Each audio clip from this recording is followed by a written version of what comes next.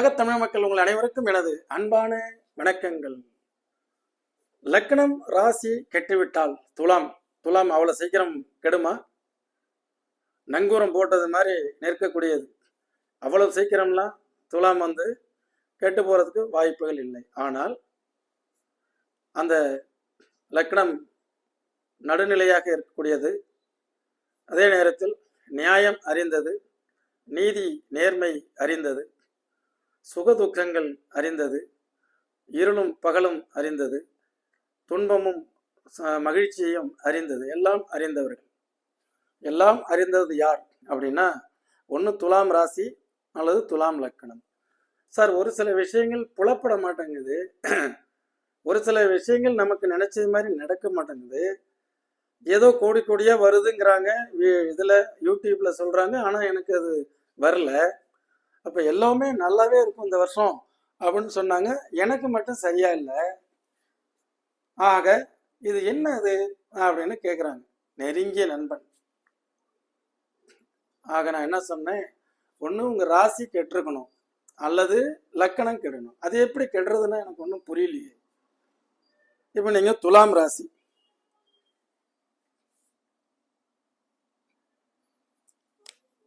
சந்திரன் துலாம் ராசி, இதோட கேது தூக்கி போடுங்க, கெட்டு போச்சு. என்ன சார் இது? ஆமா, துலாம் ராசிக்கு அதிபதி யாரு? சுக்கிரன். சுக்கிரனாலே பணம், செல்வம். இப்போ நண்பர் கேட்கிறாரு, என்னால பணத்தை சேமிக்கவே முடியலையே. பணம்னாலே சுக்கிரன் தான். பிருகுநந்தி நாடி ஜோதிட விதியில அவர் ரிஷப ராசிக்கார், சுக்கிரனுடைய வீடாச்சா. அந்த இடத்துல அவருக்கு சந்திரன் இருக்கு, கேது இருக்கு. ஆக அவரால் பணத்தை என்னங்க சேமிக்கவே முடியல. ஏதாவது புதையல் கிடைக்கும் பாருங்க. என்ன சிரிச்சாரு. ஏன் புதையல் அப்படிங்கிறத மறைத்து வைக்கப்பட்ட பொருள், மறைபொருள். அப்ப நீங்க என்ன பண்ணணும், இந்த சந்திரன் கேது சேர்க்கை பணத்தை எங்கேயாவது மறைச்சு வச்சிடணும், ஒளிய வச்சிடணும், அல்லது நிலத்துல போட்டுடணும். எங்கேயாவது நிலத்துல வாங்கி போட்டா செலவுக்கு வேலையே இல்லையே, நிலத்தை போய் செலவு பண்ண முடியுமா? ஆக இப்ப இந்த இடத்துல ராகு போடுங்க. கேது போட்டீங்கன்னா நீங்க நினைக்கிறது ஒண்ணு, நடக்கிறது ஒண்ணு. இந்த ராகு இது பேராசையை குறிக்கக்கூடியது. எவ்வளவு கொடுத்தாலும் பத்தல அப்படிங்கும். எவ்வளவு வாங்கினாலும் இல்ல, இது எனக்கு பத்தாது. ஆக இது தேடுதல் வேட்டை, தேடிக்கிட்டே இருக்கும். இதனால சாட்டிஸ்ஃபை ஆகவே முடியாது. சந்திரன் பிளஸ் ராகு சேர்க்கை. ராகு ரெட்ரோகிராட், ரிவர்ஸ், பின்னோக்கி செல்லுதல். சந்திரன் நிகழ்காலம். இந்த சந்திரன் அப்படிங்கிறது ஒரு கற்பனை காரகம். இந்த கற்பனை சந்திரன் மனோகாரகனாகிய கேதுவோட, அந்த மனோகாரகனாகிய ராகுவோட சந்திரன் சேர்ந்து இருக்கும்போது பின்னோக்கி போயிட்டே இருக்கும். என்னைக்கோ நடந்த நிகழ்வுகள், ஒரு 40 ஆண்டுகளுக்கு முன்பு நடந்த நிகழ்வுகள், அவர்கள் பேசிய பேச்சு, அந்த நடவடிக்கைகள், அதையெல்லாம் ஸ்கேன் பண்ணி உள்ளார வச்சுக்கிட்டு அதையே நினைச்சு அது அடுத்தவங்களை பழிவாங்குதோ இல்லையோ அதை சுட்டி காட்டிகிட்டே இருக்கும். இது இப்ப ராசிமானம் கெட்டுருச்சு. இதே இடத்துல லக்கணத்தை போட்டாலும் இதே தான்.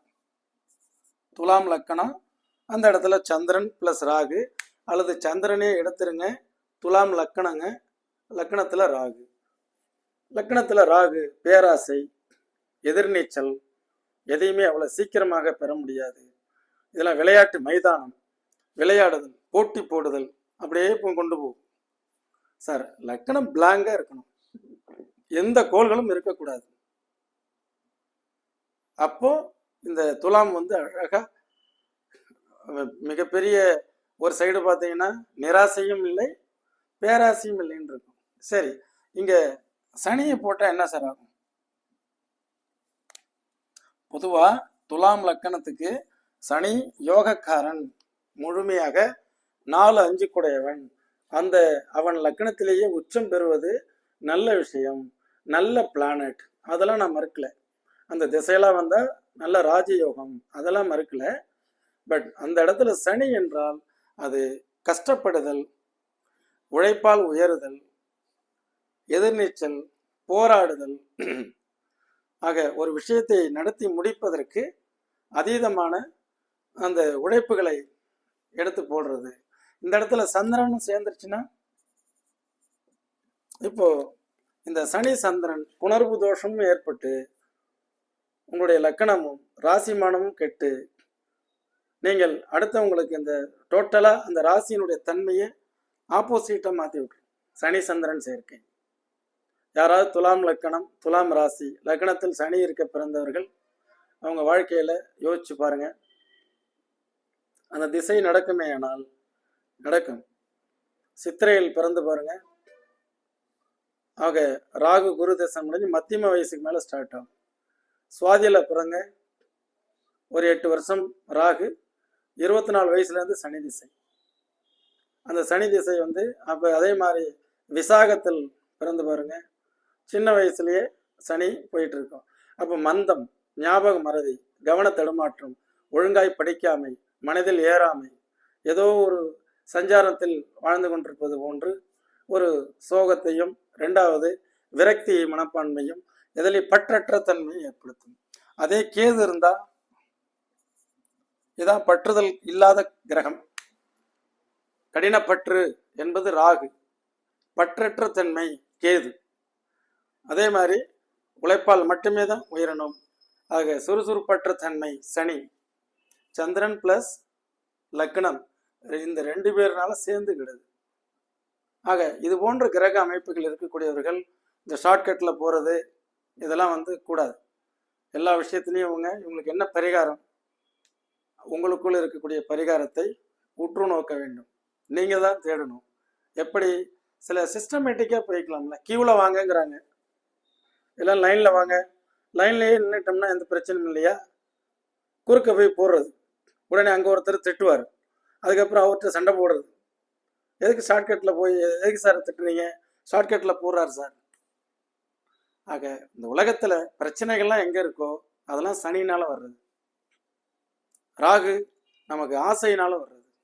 கேது இந்த உலகத்துல வாழ்வதற்கு எனக்கு பிடிக்கவில்லை என்ற முரண்பாடான கருத்துக்களை சொல்லுவது. இப்படி சொன்னா ஒரு பசங்க சொன்னா எப்படி இருக்கும் பெற்றோர்களுக்கு. அதுதான் என்னுடைய ஆய்வின் நோக்கம். இது போன்ற கிரக அமைப்புகள் இருந்து உங்க லக்ன அதிபதிகள் கெடாமல் இருந்தால் தப்பித்துக் கொள்ளலாம். சார் லக்ன அதிபதியும் கெடுமா? ஆமாம். துலாம் நேர்மையான அற்புதமான எல்லோருக்கும் ஆலோசனை சொல்லக்கூடிய, எங்கு போனாலும் வந்த ஊரையே சொந்த ஊராக நினைத்து வாழக்கூடிய லக்கண ராசிக்காரர்கள். அப்படிப்பட்ட இந்த துலாம் லக்கண அதிபதி சுக்கிரன் 8ல் இருந்தால் கெடுதல். ஆனால் அவர் சொந்த வீட்டில் இருப்பார். அதனால தனக்கான கீழே விழுந்தாலும் மீசையில மண் ஓட்டல அப்படின்றவர். ஆமா நான் தான் போட்டேன் போ அப்படின்றவர். இது ஒன்றும் பெரிய பாதிப்பு இல்லை. அதே லக்னாதிபதி 6ஆம் இடத்துல உச்சம். அது ஸ்டேட்டஸ் நான் விட மாட்டேன், நான் வந்து உச்சம் பெற்றிருக்கேன். ஆனால் அடுத்தவங்களுக்கெல்லாம் பயன்பட்டிருக்கேன், ஏமாந்துருக்கேன். இருந்தாலும் நான் ஸ்டேட்டஸ்ல இருந்து கீழே போனதில்லை. இங்க 12ல் நீசம். இதுதான் வந்து தன்னுடைய உழைப்புகள் பூரா தாரை வார்க்கப்படுகிறது, தனக்கு இல்லை. வேணா மைக்ரேட் ஆகி வெளிநாடு போகலாம், வெளியூர்ல இருக்கலாம், திறமைகள் எல்லாம் அடுத்தவனுக்கு தான் பயன்படும். லக்னாதிபதி நீசம் பெற்று விட்டால் அந்த ஜாதகன் எப்பொழுதுமே எதற்கும் கவலைப்படாதவர். அதே மாதிரி லக்னாதிபதி உச்சம் பெற்று விட்டாலும் நான் நல்ல ஸ்டேட்டஸ்ல தான் இருக்கேன், அதுல கொஞ்சம் இடையில போச்சு, அதை பத்தி நான் கவலைப்பட மாட்டேன். லக்னாதிபதியே 8ஆம் இடத்துல இருந்தாலும் இது என்னுடைய சொந்த வீடு, நான் எப்படி இருந்தா உனக்கு என்ன, எல்லாத்தையும் நியாயப்படுத்தி பேசிட்டே போயிட்டு இருப்பீங்க. ஆனால் அந்த இடத்துல இந்த லக்னாதிபதி அதே மாதிரி 6ஆம் இடத்தில் குருவோட சேர்ந்து விட்டால் இதுதான் கடல்ல கொண்டு சிக்க வச்சிடும். இதுதான் கெட்டு போறது. லக்னாதிபதி 6 குடையுடன் சேர்க்கை 6ல். அப்ப கடன், வம்பு வழக்குகள், பிரச்சனைகள். அதே மாதிரி இந்த இடத்துல பாத்தீங்கன்னாலும் இந்த லக்னாதிபதி 8ல் கெட்டு அந்த ராகுவோட சேர்ந்துருச்சு அப்படின்னா லக்னாதிபதி கெட்டு போகுது. பேராசையினால உந்தப்படுது, பெண்ணாசையினால உந்தப்படுது, அல்லது அந்த திசை வந்ததுன்னா ராகு திசை நடக்கும் பொழுது தேவையில்லாம இது சிக்கல்ல போய் மாட்டிடும். புரியுதுங்களா? நிறைய விஷயங்கள் இருக்கிறது. ஒரு ஜாதகமா போட்டு உதாரண ஜாதகமா போடலாம். பட் இருந்தாலும் லக்னம் ராசி கெட்டு விட்டாலுங்கிற டாபிக்ல இந்த அளவுக்கு தான் இந்த சப்ஜெக்ட் நம்ம எடுத்துட்டு போக வேண்டியதா இருக்கு. இந்த சுக்கிரன் ராகு, அப்ப ராகு திசை வரும். ராகு திசை வரும்போது இந்த செவ்வாய் அங்கே சேர்ந்துருச்சுன்னு வைங்களேன், அந்த ராகுனுடைய திசாகாலங்கள் என்பது ஆண்கள் பெண்கள் விஷயங்கள் எல்லாம் கவனமாக இருக்கணும். அதுதான், இல்லைன்னா சிக்கல்.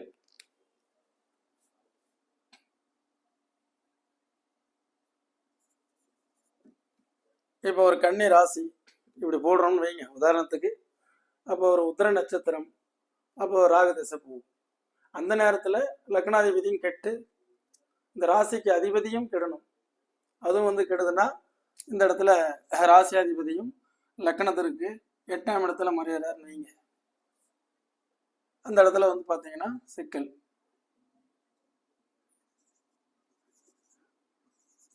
ரைட். இது போன்ற ஒரு கற்பனையாக ஒரு ஜாதகத்தை நம்ம போடுறோம். இந்த மாதிரி அமைப்புகள் லக்னாதிபதியும் கெடக்கூடாது, லக்கணமும் கெடக்கூடாது, ராசியும் கெடக்கூடாது, ராசியாதிபதியும் கெடக்கூடாது. அப்படி இருந்ததுன்னா துலாம் ராசிக்காரர்கள் எல்லாமே ஒரு ஸ்கெட்ச் போட்டுருவாங்க, ப்ரோக்ராம் பண்ணிடுவாங்க. துலாம் லக்கணம் நினைச்சது மாதிரியே நடக்கும். இந்த துலாம் லக்கணம், இந்த சந்திரன் மட்டும் லக்கணத்தில் வந்துருச்சு அப்படின்னா டோட்டலாக அவங்க டென்ஷன் ஆயிடுவாங்க. ஒரு காரியம் நடக்கலை அப்படின்னா படபடப்பு, வேகம், பதட்டம், ஞாபக மறதி, கவன தடுமாற்றங்கள் எல்லாமே சேர்ந்துடும். லக்கணத்தில் சந்திரன் பார்த்தீங்களா, பிளைனான லக்கணத்துக்கும் அதில் ஏதோ ஒரு கோல் போட்டிங்கன்னா அந்த கோளினுடைய தன்மைகள் அது எப்படி பிரதிபலிக்கிறது அப்படின்னு. அதே சுக்கிரனை போட்டிங்கன்னா லக்கணத்திலேயே லக்னாதிபதி லக்கணத்தில், யாரும் அவர் அட்வைஸ் பண்ண வேண்டியதில்லை. Not need your advice. நான் கரெக்டாக தான் இருக்கேன், நான் என்னுடைய இருக்கையில் கரெக்டாக தான் உட்காந்துருக்கேன், நீங்கள் கரெக்டாக கண்ணாடியை போட்டுட்டு நம்பரை பாருங்க அப்படிங்கும்போது சாரி சார் அப்படின்ட்டு போவான். லக்னாதிபதி லக்கணத்தில். புரியுதுங்களா? என்சான் உடலிற்கு சிரசே பிரதானம் என்பது இதை உதாரணப்படுத்துவதற்காக. ஏனென்றால் நிறைய பேர் இன்னைக்கு யூடியூப் ஓப்பன் பண்ணீங்கன்னா ஒன்லி ராசி, லக்கணம் காணா போயிடுது. லக்கணம் தான் எல்லாத்தையும் இயக்கும். லக்கணம் இப்படியே தான் இருக்கும்.